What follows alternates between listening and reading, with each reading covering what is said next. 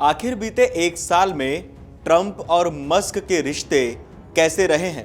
Trump के राष्ट्रपति बनने के बाद से एलन मस्क की सरकार में कितनी भूमिका रही? मस्क ने सरकारी खर्चों में कटौती के वादों को कितना पूरा किया? मस्क के बिजनेस, टेस्ला, स्पेसएक्स और एक्स पर क्या असर पड़ा? नमस्कार, मेरा नाम है मृत्युंजय और आप देख रहे हैं अमर उजाला। आखिर ट्रंप और मस्क के बीच बात कहां पर बिगड़ी? तो चलिए लगाते हैं दूरबीन और दूर की खबर को पास से देखते हैं।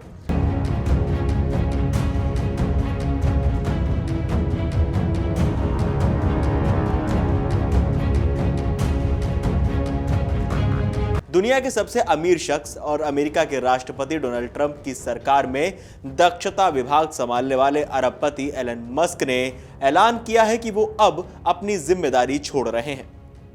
एक्स पर एक पोस्ट में मस्क ने यह घोषणा करते हुए डोज यानी DOGE की जिम्मेदारी देने के लिए ट्रंप का शुक्रिया अदा किया। मस्क ने कहा, भले ही बतौर विशेष सरकारी कर्मचारी मेरा कार्यकाल समाप्त हो रहा है, लेकिन DOGE में रहकर देश में बेकार खर्चों को घटाने का मौका देने के लिए राष्ट्रपति ट्रंप का शुक्रिया। डोज मिशन समय के साथ और भी मजबूत होता जाएगा, क्योंकि ये सरकार के सभी विभागों में जीवन का एक तरीका बन जाएगा। इसी के साथ व्हाइट हाउस अब विशेष सरकारी कर्मी के तौर पर नियुक्त हुए मस्क से जिम्मेदारी लेने की शुरुआत भी कर चुका है।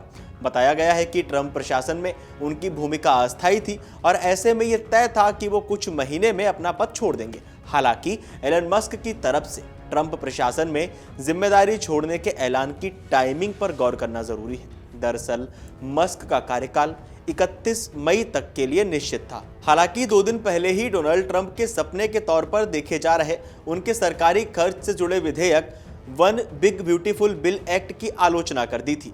इस इंटरव्यू में उन्होंने ट्रंप के महत्वाकांक्षी विधेयक को सरकारी खर्च बढ़ाने वाला और डोज के लक्ष्यों के विपरीत करार दिया था। अपने इन बयानों के बाद से मस्क लगातार ट्रंप समर्थकों के निशाने पर रहे। पहले साथ आए और फिर कैसे दूर हुए ट्रंप और मस्क। 2024 13 जुलाई पेंसिल्वेनिया में ट्रंप पर हमला, बाल बाल बचे। मस्क ने राष्ट्रपति उम्मीदवारी का समर्थन किया। 3 सितंबर ट्रंप का ऐलान, चुनाव जीतने के बाद एलन मस्क के नेतृत्व में होगा सरकारी दक्षता विभाग का गठन। 5 अक्टूबर पेंसिल्वेनिया में जहां ट्रंप पर हमला हुआ, वहीं रैली में मस्क ने स्टेज पर जाकर किया उनका समर्थन। 2025 20 जनवरी ट्रंप के शपथ ग्रहण में मस्क शामिल हुए। एक कार्यक्रम में 3 उंगलियों वाला नाजी सैल्यूट किया, विवाद हुआ। 12 नवंबर ट्रंप ने कहा, मस्क और विवेक डोग का जिम्मा संभालेंगे, सरकारी खर्च और बेवजह के नियमों में कटौती होगी। 5 नवंबर राष्ट्रपति चुनाव में ट्रंप की जीत पर उनके आवास मारे-लागो में जश्न हुआ। मस्क भी उनके घर में मौजूद रहे। 11 फरवरी मस्क बेटे के साथ व्हाइट हाउस पहुंचे। ट्रंप ने कार्यकारी आदेश जारी कर संघीय कर्मचारियों को काम करने का फैसला किया। 4 मार्च संसद के साझा सत्र के दौरान ट्रंप ने दक्षता विभाग में मस्क के काम की तारीफ की। ट्रंप ने कहा, वे कड़ी मेहनत कर रहे हैं। 30 अप्रैल ट्रंप कैबिनेट की बैठक में मस्क ने आखिरी बार हिस्सा लिया। मंत्रियों ने ताली बजाकर उनके काम की सराहना की। 27 मई मस्क ने बिग ब्यूटीफुल बिल की आलोचना की। उन्होंने कहा कि डोज अब हर किसी के लिए आसान निशाना बन चुका है। 1 मई मस्क ने डोज को छोड़ने पर बात की। व्हाइट हाउस ने उन्हें विशेष सरकारी कर्मी कहा और राष्ट्रपति का वरिष्ठ सलाहकार बताया। एलन मस्क ने अमेरिकी जनता से क्या क्या वादे किए थे, ये सवाल भी अब उठने लगा है। एलन मस्क ने कहा था कि सरकार के खर्चों में कटौती होगी। अमेरिका के राष्ट्रपति कर्ज में कमी का भी वादा किया था। संघीय तकनीक का आधुनिकीकरण। मस्क ने वादों पर क्या किया, मस्क के वादों पर क्या हुआ, मस्क ने अपने वादों पर कितना काम किया, ये सवाल भी उठता है। तो एलन मस्क ने जिस एक वादे के जरिए डोनाल्ड ट्रंप के साथ डोज की शुरुआत की थी, उसमें सरकारी खर्च को घटाने का और अमेरिकी सरकार की दक्षता को बढ़ाने का वादा सबसे ऊपर था।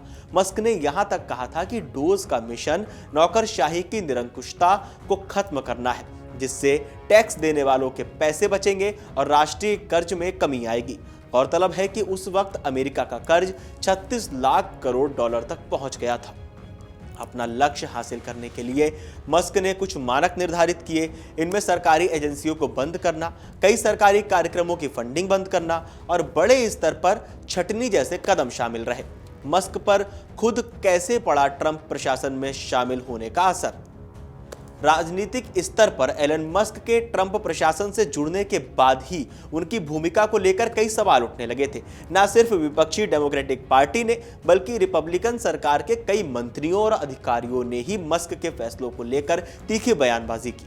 रिपोर्ट्स के मुताबिक एक समय डोनाल्ड ट्रंप के सबसे करीबी नेता और रिपब्लिकन सरकार में विदेश मंत्री मार्को रूबियो और एलन मस्क के बीच विदेशी मामलों पर टकराव की स्थिति तक बन गई थी।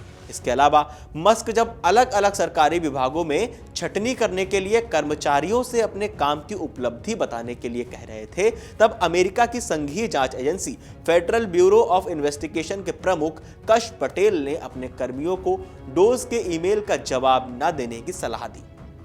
माना जाता है कि इसके जरिए पटेल ने मस्क को उनके दायरे में रहकर काम करने का संकेत भी दिया।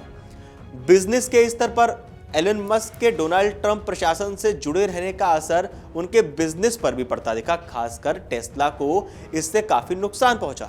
डोनाल्ड ट्रंप के शपथ ग्रहण के बाद से ही अगले 3 महीनों में टेस्ला के शेयर्स 45% तक गिर गए थे। हालांकि बीते कुछ दिनों में ये संभले और फिलहाल 10% नीचे गिरकर कारोबार कर रहे हैं। इतना ही नहीं, मस्क की सरकार में भूमिका से निवेशकों के बीच ये संदेश भी गया कि मस्क टेस्ला पर ध्यान नहीं दे रहे हैं। इसके चलते टेस्ला के तिमाही लाभांश में 71% तक की कमी देखी गई।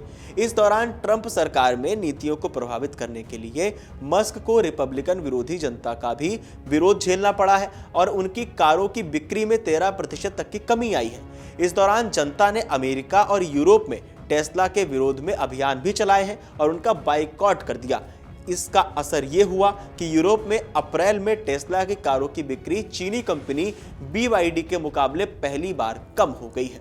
जहां इलेक्ट्रॉनिक कार सेगमेंट में टेस्ला ने अप्रैल में यूरोप में 7,165 कारें बेची, वहीं BYD ने 7,231 कारें बेचकर रिकॉर्ड स्थापित कर दिया। ट्रंप के बिजनेस में सबसे प्राथमिक कंपनी टेस्ला को भले ही नुकसान हुआ हो, लेकिन उनकी दूसरी कंपनी स्पेस एक्स की वैल्यू अब $350 अरब है।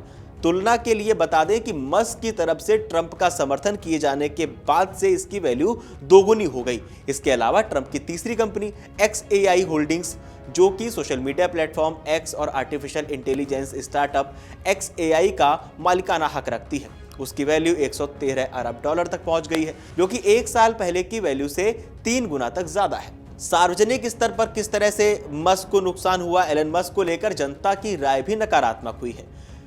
प्यू सर्वे एजेंसी की तरफ से फरवरी में किए गए पोल में तब कहा गया था कि 54% जनता उनकी भूमिका को नकारात्मकता के साथ देखती है, वहीं सिर्फ 37% लोगों में उनकी छवि सकारात्मक है। एलन मस्क की नेटवर्थ में बढ़ोतरी भी हुई।